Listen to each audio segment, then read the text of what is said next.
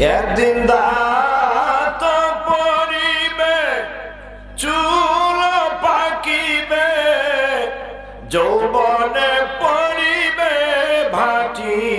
ও আল্লাহ নবীজি আল্লাহ আল্লাহ আল্লাহ আল্লাহ আল্লাহ আল্লাহ।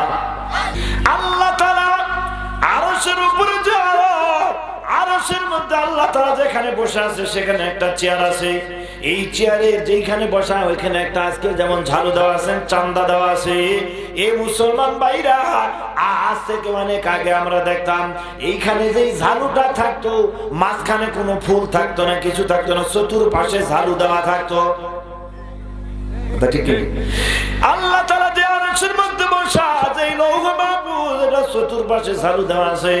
এই ঝাড়ুটার ভিতরে আল্লাহ তাআলা কোরআনটাকে লিখে রাখছে, কিন্তু কোনো রং নাই, কালার নাই, কালি নাই, দেখা যায় না। আল্লাহ কুদরতি ভাবে সেইখানে লিখে রাখছে। জোরে কোন সুবহানাল্লাহ। আউযু বিল্লাহি মিনাশ শাইতানির রাজীম। বিসমিল্লাহির রহমানির রহিম।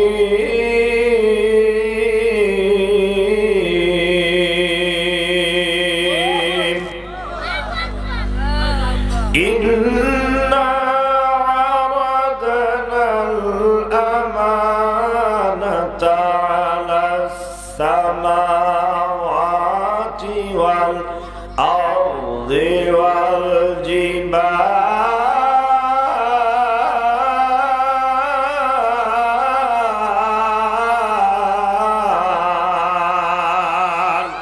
আমি আপনাদের সামনে যে আয়াত তেলাওয়াত করেছি সূরা আহজাব থেকে, এই আয়াতের ভিতরে আল্লাহ বলেছেন, ইন্না আরাদনাল আমানাতা আলাস সামাওয়াতি ওয়াল আরদি ওয়াল জিবাল।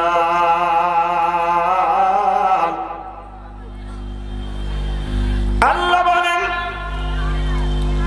ও দুনিয়ার মানুষ, তোমরা ভালো করে শোনো, আল্লাহ তাআলা আসমান থেকে, লৌহে মাহফুজ থেকে এই কোরআনুল কারীমটারে আল্লাহ তাআলা 23 বছরে গোটা কোরআনটা আল্লাহ তাআলা দুনিয়াতে বিশ্ব নবীর উপর অবতীর্ণ করেছে। জোরে কোন সুবহানাল্লাহ।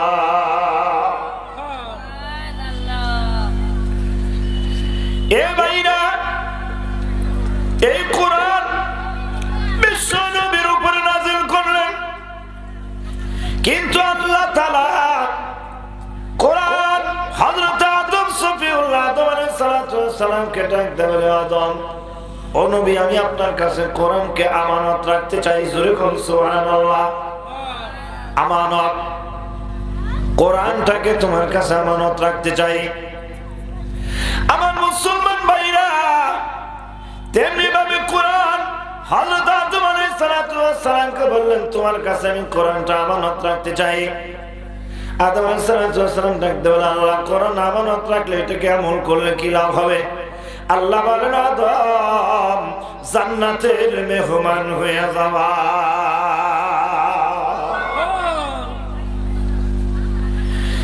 আমার মুসলমান ভাইরা, কিন্তু আদম আলাইহিস সালাম মৃত্যু হয়ে গেল, ইন্তেকাল হয়ে গেল।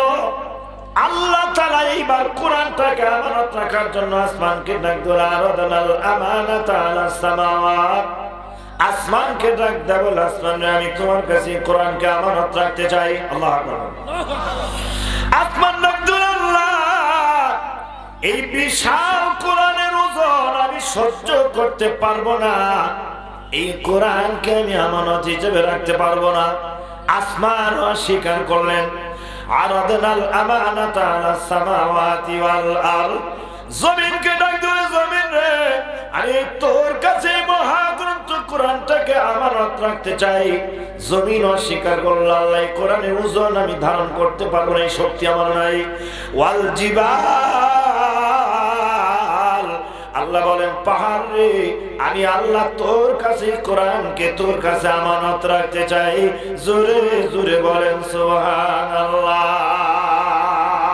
পাহাড় ডাক দিল, আল্লাহ, আমি কোরআন, তোমার কোরআন, এই মহাগ্রন্থ এত ওজনওয়ালা কোরআনটাকে আমি আমানত হিসেবে রাখতে পারবো না, এই বোঝা আমি বহন করতে সক্ষম না।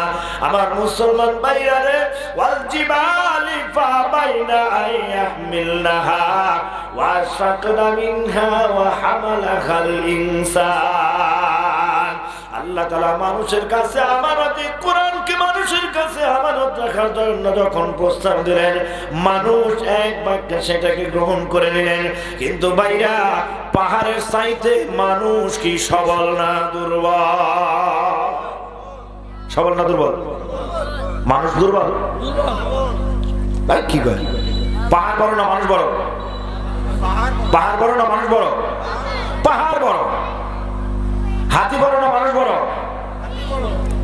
গন্ডার বড় না মানুষ বড়? আমার ভাইরা, এই সম্পর্কে কথা হয়তো বুঝতে পারবেন, একটু ইশারা দিলে বুঝতে পারবেন। আমি ইন্ডিয়াতে বারবার সফর করে আমি দেখেছি, আমার মুসলমান ভাইরা, পুরা আসামটা পাহাড় আর পাহাড়, কত রঙের পাথর, লাল লাল নীল কালো সাদা হলুদ খয়েরি বেগুনি হলুদ কালার, কত রকমের পাথর আল্লাহ তাআলা দিয়েছে। জুড়ে কোন সুবহানাল্লাহ। আমি এই পাহাড়ের ভিতরে চড়ে দেখেছি বন্ধুরা আমার, এই শুধু ভারতের ভিতরে পাহাড়ের পাথরগুলি এলাকাগুলি আমি ঘুরে দেখেছি তাই নয়, কুয়েতে যখন সফর করেছি কুয়েতে দেখেছি। আমার মুসলমান ভাইরা, সৌদি আরবে যাওয়ার পরে আমি দেখেছি শুধু পাহাড় আর পাহাড় আর পাথর আর পাথর, কোনো গাছ নাই, বৃক্ষ নাই, শুধু পাথর আর পাথর। কিন্তু আল্লাহ এই পাহাড়কে বললেন, আমি তোমার কাছে কোরআনকে আমানত রাখতে চাই। পাহাড় ডাক দেন, আল্লাহ তোমার এই মহাগ্রন্থ কোরআনের ওজন আমার দ্বারা বহন করা সম্ভব না। কিন্তু মানুষ একটা ছোট্ট প্রাণী, একেবারে দুর্বল।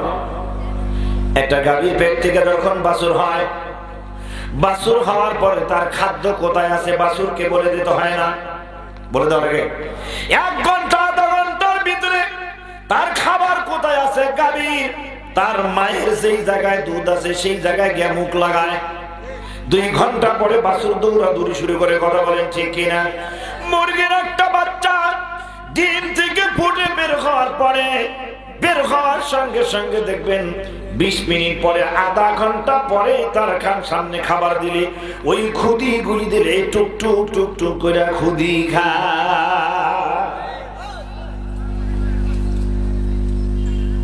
পাথরের কোনা আর খুদির কোনা এক জায়গায় দিবেন, পাথরের মধ্যে একটা ঠুকরো দিবেন না, যেখানে খুদি আছে ওখানে ঠুকরো।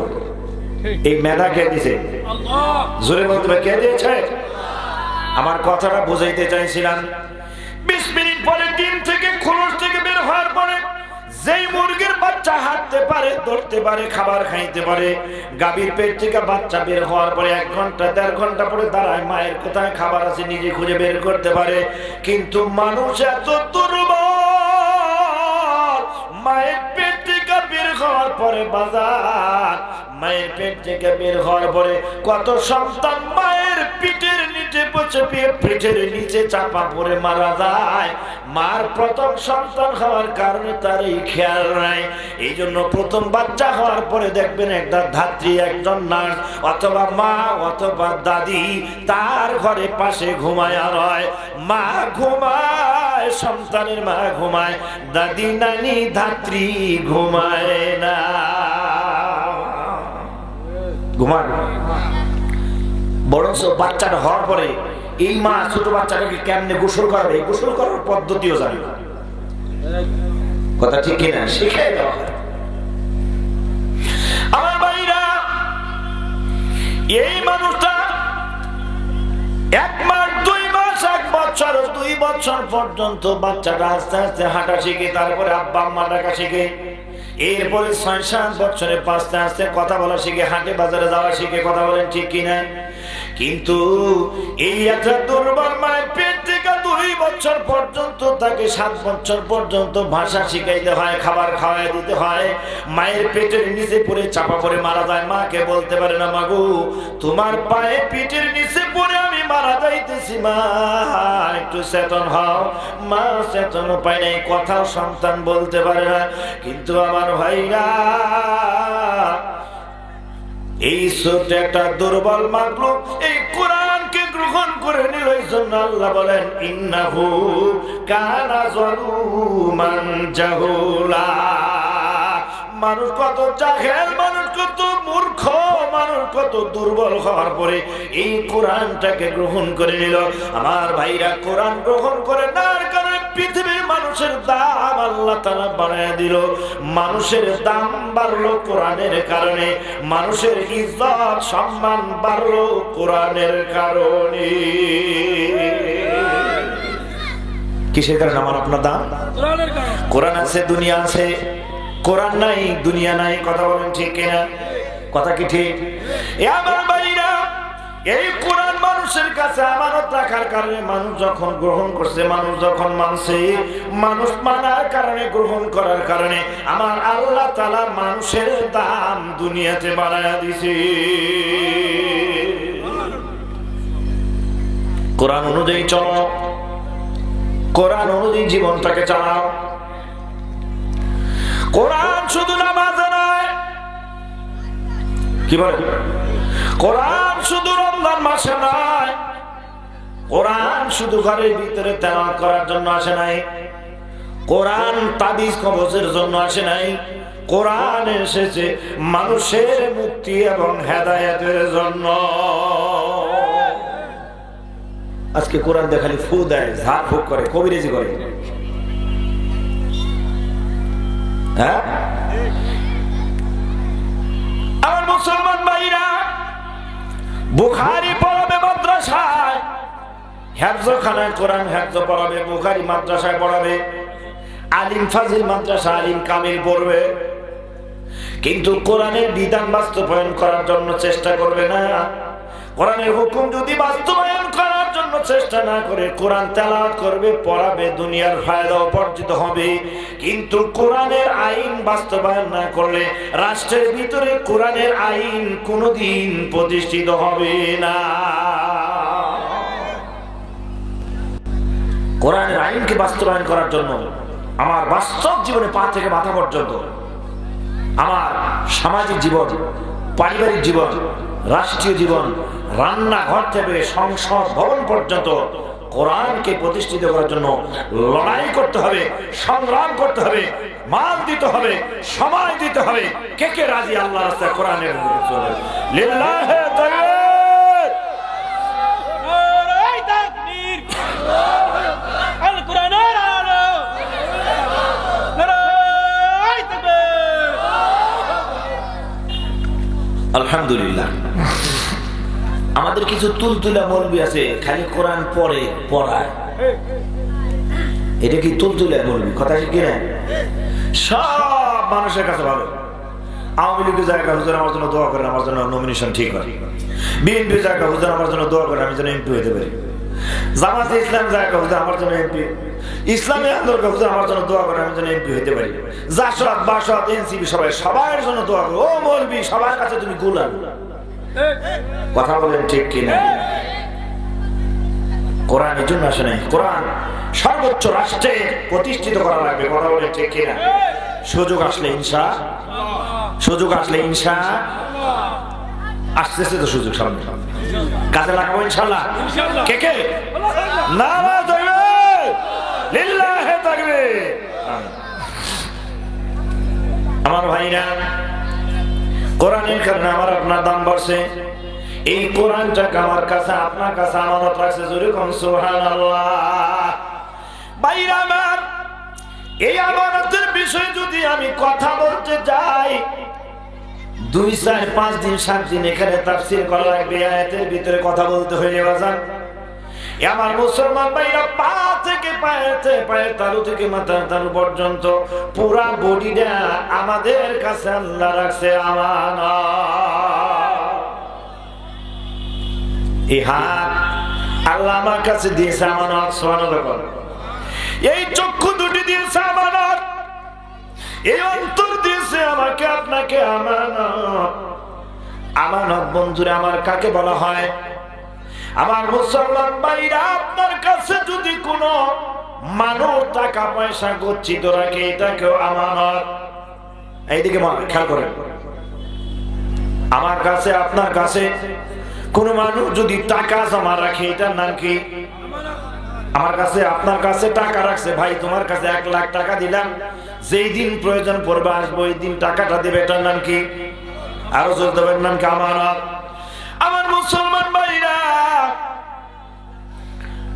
ঠিক তেমনি ভাবে আপনার কাছে কোনো মানুষ যদি কোনো কথা বলে, বাইরে তোমার কাছে একটা কথা বললাম, এই কথাটা জীবনে কার কাছে তুমি আর বলবা না, তোমাকে বিশ্বাস করে এই কথাটা বললাম, এই কথাটাকে তুমি আমানত রাখবা, অন্য কাউরে বল না। তুমি আমার বন্ধু মানুষ, আপন মানুষ, কাছের মানুষ, প্রিয় মানুষ, এই জন্য বললাম, এই কথাটাও আমার আপনার কাছে আমানত। কোরআন যেরকম আমানত, এই কথাটা আপনার কি? এই জন্য বন্ধুরা, আমানতের খেয়ানত করলে মুনাফিক। আয়াতুল মুনাফিকি সালাসা, মুনাফিকের আলামত হইল 3টা। 1 নাম্বার হলো বন্ধুরা আমানতের খেয়ানত করা, ওয়াদা বরখেলাপ করা, হ্যাঁ, কথায় কথায় মিথ্যা কথা বলা, আমানতের খেয়ানত করা। আজকে আমাদের সমাজে কোনো আমানত বলতে কিছুই না। যদি বলছে ভাই তোমার কাছে খুব বিশ্বাস করে বন্ধু মানুষ, প্রিয় মানুষ, মনের মানুষ, আপন মানুষ, এই কথাটা বললাম, কারোর কাছে বললো না। এখানে বলছেন তো একদিন পরে দেখবেন এই কথাটা সবার আগে ছড়ছে। কথা ঠিক কিনা? এই কথাটা সবার আগে ছড়বে, এটা মুনাফিক, এটা আমানতের খেয়ানত করা। কথা বলেন ঠিক কিনা? আমার ভাইরা, এই জন্য আমানতের খেয়ানত করা যাবে না। কোরআন আমার কাছে আপনার কাছে রাখছে আল্লাহ তাআলা আমানত। ও হাফেজ সাহেব, আজকে যে আপনারা শ্রোতা নিচতলায়, বক্তা যেখানে কথা বলছে, এটা হলো 2 তলা, 1 তলা, 2 তলা, 2 তলার উপরে একটা চেয়ার। কি কর এ আমার মুসলমান ভাইয়া, আমার আল্লাহ তাআলা এই কোরআনটা যেই জায়গা রাখছে, সেই জায়গার নাম হইল লৌহে মাহফুজ। মান হুয়া কুরআনুম মাজিদ ফি লাউহিম মাহফুজ। কোরআনকে যদি জিজ্ঞাসা করো তুমি কোথায় ছিলে, তুমি কোথায়, তোমার বাড়ি কোথায়, তোমার ঘর কোথায়, কোরআন বলবে আমি সর্বপ্রথম ছিলাম লৌহে মাহফুজে, আমার বাড়ি আমার ঘর হইল লৌহে মাহফুজ। লৌহে মাহফুজ কি? সংরক্ষিত স্থান। সুবহানাল্লাহ, আর যখন সুবহানাল্লাহ। বন্ধুরা আমার, এই স্টেজের ভিতরে যে চেয়ার, এইটা ইংরেজি শব্দ, ইংরেজিতে বলে চেয়ারা, চেয়ার, ইংরেজিতে কি? চেয়ার, বাংলা কেদারা বললে চিনবে। কোথাও যদি বলে হুজুর আজকে খুব মারাত্মক, কোন জায়গা দিয়ে পিএইচডি ধরেছেন হুজুর, চেয়ার দিয়ে কেদারা। বাংলাদেশ, বাংলা পোস্টার সবকিছু মার্কা হলো চেয়ার, আসলে বাংলা কি? কেদারা। আরবিতে হলো কুরসি, আরবিতে কি? কুরসি। আল্লাহ তাআলা আরশের উপরে যে আরশের মধ্যে আল্লাহ তাআলা যেখানে বসে আছে, সেখানে একটা চেয়ার আছে। এই চেয়ারে যেখানে বসা, ওইখানে একটা আজকে যেমন ঝাড়ু দেওয়া আছে, চান্দা দেওয়া আছে। এই মুসলমান ভাইরা, আজ থেকে অনেক আগে আমরা দেখতাম এইখানে যে ঝাড়ুটা থাকতো, মাঝখানে কোনো ফুল থাকতো না, কিছু থাকতো না, চতুর্পাশে ঝাড়ু দেওয়া থাকতো। আল্লাহ তাআলা যে আরশের মধ্যে বসা, যে লৌহ মাহফুজ, এটা চতুর্পাশে ঝাড়ু দেওয়া আছে। এই ঝাড়ুটার ভিতরে আল্লাহ তাআলা কোরআনটাকে লিখে রাখছে, কিন্তু কোনো রং নাই, কালার নাই, কালি নাই, দেখা যায় না। আল্লাহ কুদরতি ভাবে সেইখানে লিখে রাখছে। জুড়ে কোন সুবহানাল্লাহ। ওই জায়গা থেকে জিবরিলের মারফতে 23 বছরে বিশ্ব নবীর কাছে কোরআনটা আসছে, এই কোরআনটা রাসূলের অন্তরের ভিতরে দিছে। রাসূল এই কোরআনটা পড়ে পড়ে শোনাইছে, কিন্তু দেখাও যায় না, ধরাও যায় না। এই জন্য কোরআন যে অন্তরের ভিতরে থাকে, এইটাকে লৌহে মাহফুজ বলা হয়েছে। আমার মুসলমান ভাইরা, যেই লোকটার ভিতরে কোরআন থাকে, যেই লোকটার ভিতরে 30 পারা কোরআন থাকে, ওই লোকটার সিনাটাকে বলা হয় লৌহে মাহফুজ, সংরক্ষিত স্থান। 30 পারা কোরআন তার ভিতরে আছে, কথা ঠিক কিনা? রমজান মাসে তারাবি পড়ায়, প্রত্যেক দিন 1 পারা 13 পারা করে পড়ায়, কথা বলেন ঠিক কিনা? কোরআন শরীফ সামনে নাই, মিডিয়া নাই, কোনো মোবাইল নাই, বাক্স নাই, লেখাও নাই, দেখাও নাই, কিন্তু দাঁড়িয়ে দাঁড়িয়ে পড়তে আছে, কথা বলেন ঠিক কিনা? আমার বাইরে লৌহে মাহফুজ থেকে যেই মানুষটার ভিতরে কোরআন আসছে, ও হাফেজ সাহেব, ও মাওলানা সাহেব, ও মুফতি সাহেব, করে তুমি ভালো করে শুনে রাখো, একটা হেফজের খানার ভিতরে 100 ছাত্র একসাথে হেফজ নিছে, কিন্তু 100 ছাত্র কোরআনের হাফেজ হয় না। ওখান থেকে প্রায় 50 জন শিক্ষক করে, মাত্র 50 জন কোরআনের হাফেজ হয়ে যায়। কথা ঠিক? সবাইকে হাফেজ হয়? কেন হয় না জানো? আল্লাহ তাআলা যেই মানুষটার দেহের ভিতরে আল্লাহ তাআলা কুদরতি হাত লাগাইছে, ওই মানুষটার অন্তরের ভিতরে আল্লাহর কোরআন ঢুকছে। যেই মানুষটার অন্তর পবিত্র, যেই মানুষটার অন্তর পবিত্র, তার ভিতরে কোরআন ঢুকে। হাফেজ সাহেব, তুমি এবার চিন্তা করে দেখো, তুমি কোরআনের হাফেজ হইছো, তুমি কত বড় দামি। তুমি কোরআনের হাফেজ হওয়ার পরে নামাজ পড়ো না, কোরআনের হাফেজ হওয়ার পরে সুন্নতি দাড়ি রাখো না, বেলাসের মতো কইরা তুমি দাড়ি রাখো। কোরআনের হাফেজ হওয়ার পরে তুমি দুনিয়ার জন্য পাগল হইয়া চলছ। কোরআনের হাফেজ হওয়ার পরে তোমার স্ত্রীকে দুনিয়ার জন্য পাগল হইয়া বেপরদা হইয়া রাস্তায় বের হইছো, কথা বলেন ঠিক কিনা? কিন্তু হাফেজ সাহেব, তুমি তো জানো না তোমার অন্তরটা কত দামি। আমার আল্লাহ তাআলা কিয়ামতের ময়দানে যখন হিসাব নিকাশ শুরু হবে, কিয়ামতের ময়দানটা স্বল্প সময় বিচারটা যখন আল্লাহ করতে যাবে, আল্লাহ স্বল্প সময়ে মানুষ ব্যতীত সব প্রাণীগুলি বিচার করবে। আমার মুসলমান ভাইরা, সব মাখলুকের বিচার স্বল্প সময় করবে। কিভাবে করবে? একটা গরু আর একটা গরু যখন তার ব্যাপারে নালিশ করবে, আল্লাহ বলবে তোমার কোনো শালিক, তোমার কোনো নালিশ বা বিচার আছে নাকি? ওই গরুটা ডাকতে বলে, আল্লাহ আমি দুর্বল ছিলাম, ও সবল ছিল, অনিচ্ছাকৃত ভাবে নয়, ইচ্ছা কইরা আমারে গোতাইছে, আমারে কষ্ট দিছে। আল্লাহ ওই শক্তিশালী গরুটাকে দুর্বল বানায় দিবে, দুর্বল গরুটাকে শক্তিশালী বানায় দিয়ে বলবে একে আঘাত কর। এইভাবে প্রত্যেকটা প্রাণী যখন বিচার আসার কিয়ামতে শেষ হয়ে যাবে, সর্বশেষ যখন হাফেজে কোরআন উলামায়ে কেরামের বিচার শুরু হবে, আমার ভাই, আমার পর্দার মা, আমার বাজানেরা, সর্বশেষ যখন কোরআনের হাফেজদের আলেমদের বিচার শুরু হবে, আলেম এবং হাফেজদের আবার 3 প্রকার হবে। আমার আল্লাহ বলেন, ফামিনহুম যালিমুল লিনাফসিহি ওয়া মিনহুম মুকতাসির ওয়া মিনহুম সাবিকুম বিল খায়রাত। আলেমদের শ্রেণী হবে কিয়ামতের ময়দানে 3টা। এক শ্রেণীর আলেম হবে বাজার, তাহাজ্জুদ পড়বে, সাজ পড়বে, আওয়াবিন পড়বে, সুন্নতি দাড়ি রাখবে, সুন্নতি জামা পড়বে, সুন্নতি টুপি পড়বে, পাগড়ি বাঁধবে, জিকির আজকার করবে, কোরআন শরীফ তেলাওয়াত করবে, ইসলামের পূর্ণ জিন্দেগিটা আমল করার জন্য চেষ্টা করবে। আল্লাহ তাআলা কিয়ামতের ময়দানে ওই সমস্ত আলেমদেরকে ডাক দেওয়া হবে, যা তোমার কোনো হিসাব নাই, বিনা হিসাবে জান্নাতের মেহমান হয়ে যা। এটা হলো 1 নাম্বার শ্রেণী।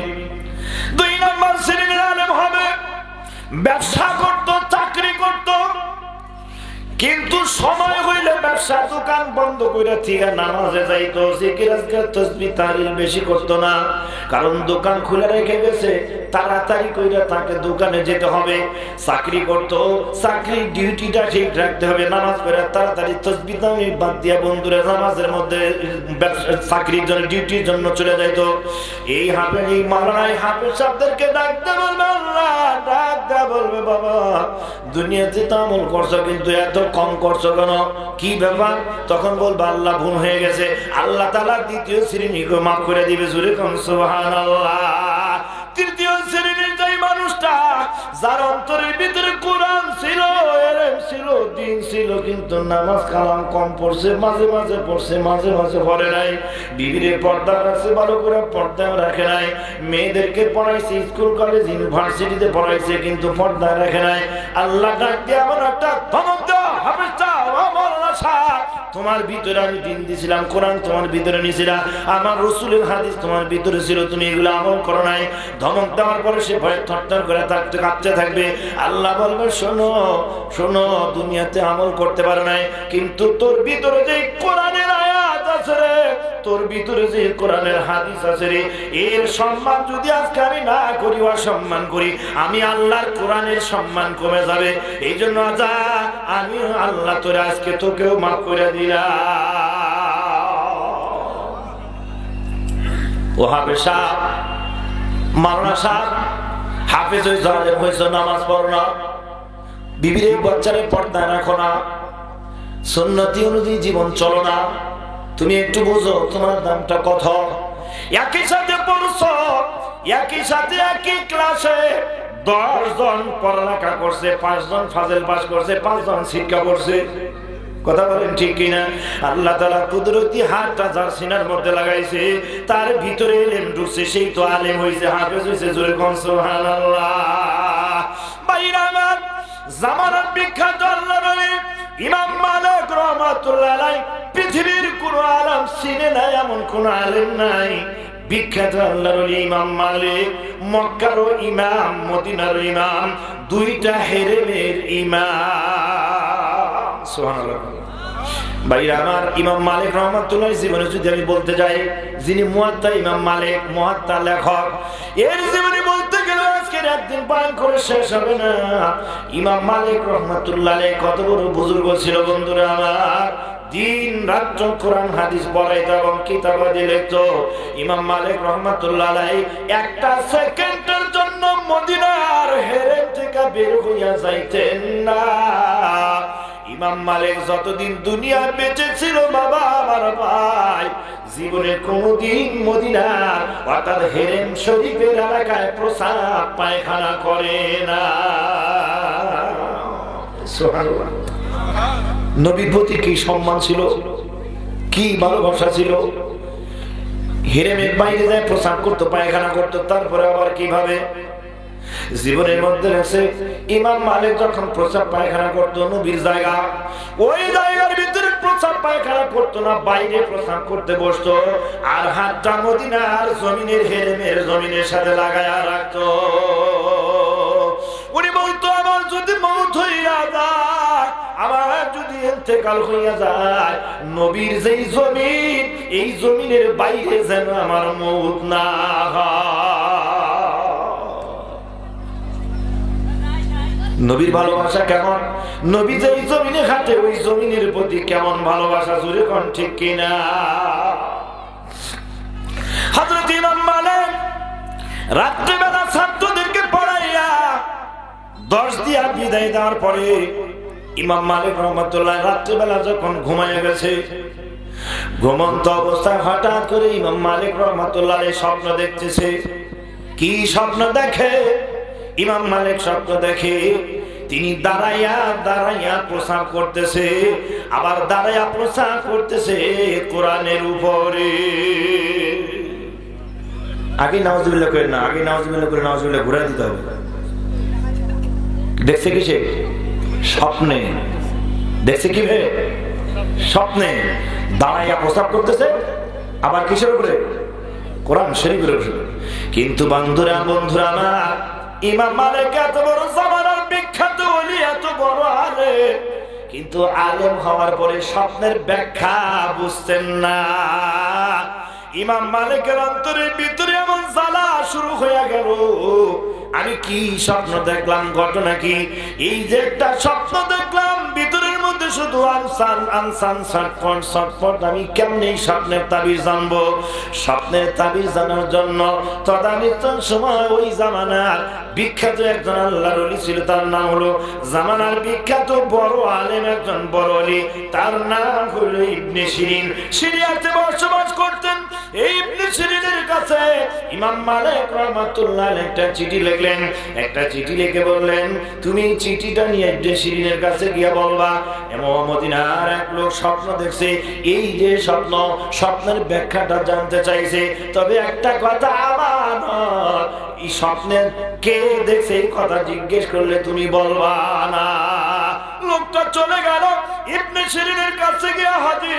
ইবনে শিরিনের কাছে মালিকের চিঠিটা হাতে দেয়া ডাক দিল, গো আল্লাহর ওলি, আল্লাহর বান্দা, ও গো ইবনে শিরিন রাহমাতুল্লাহ আলাইহি, আমি আপনার কাছে একজন একটা স্বপ্নের ব্যাখ্যা জানার জন্য একটা চিঠি নিয়ে আসি। কয় চিঠিটা কোথায় দাও? চিঠিটা যখন হাতে দিছে, চিঠি যখন পড়ছে, চিঠি পড়ার পরে ডাক দেয়া বলে, স্বপ্নে কে দেখছে? স্বপ্নে যেই দেখছে তার নামটা আগে কও। লোকটা ডাক দেয়া বলে, স্বপ্নে যেই লোকটা দেখেছে তিনি বলেছে তার নাম বলতে নিষেধ করেছে। উনি বলে, তুমি যদিও বলো তুমি তো এই স্বপ্ন দেখো নাই, তবে শুনে রাখো, যদিও তিনি নাম বলে নাই, কিন্তু স্বপ্নটা কে দেখছে আমি জানি, আমি বলতে পারি। এই মুহূর্তে এই জামানার ইমাম মালিক ছাড়া এই স্বপ্ন আর কেউ দেখতে পারে না। সুবহানাল্লাহ।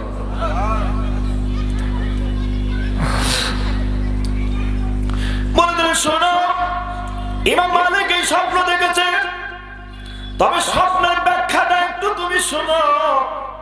ইমাম মালিককে বলে দিবা, ইমাম মালিকের স্ত্রীর গর্ভে যে সন্তান আছে রে, ইমাম মালিককে বলবা তার স্ত্রীর গর্ভে যে সন্তান আছে, ওই সন্তান দুনিয়াতে আসবে, কোরআনের হাফেজ হবে। তার স্বপ্নের ব্যাখ্যাই হইল এইটা। এই জন্য স্বপ্ন দেখে একরকম, ব্যাখ্যা আরেক রকম। সূরা ইউসুফের তাফসীর শুনছেন? ইউসুফ আলাইহিস সালাম আব্বা ইয়াকুব আলাইহিস সালাম স্বপ্ন দেখছে না? হ্যাঁ, আমি ওই দিকে যাব না, আমার মূল উদ্দেশ্য ওটা না। আমি বলতেছিলাম বাবা, ও হাফেজ সাহেব, মুফতি সাহেব, ও আলেম যারা আছো, তোমরা শোনো, তুমি কত বড় দামি। আল্লাহ বলেন, আল্লাযীনা উতুল ইলমা দারাজাত। আল্লাহু আকবার। ও ভাই, ও হাফেজ সাহেব, মাওলানা সাহেব, নামাজ ছাইরো না, কোরআন তেলাওয়াত ছাইরো না, বিবিরে বেপরদায় নিও না, সন্তানকে বেপরদায় চালাইও না, সুন্নতি লেবাস ছাইরো না, সুন্নতের বাইরে চইরো না। আমার আল্লাহ তোমাকে দামি বানাইছে, সম্মানী বানাইছে। কিয়ামতে আল্লাহ পর্দা ফালাইয়া তোমাকে আল্লাহ মাফ করে দিবে।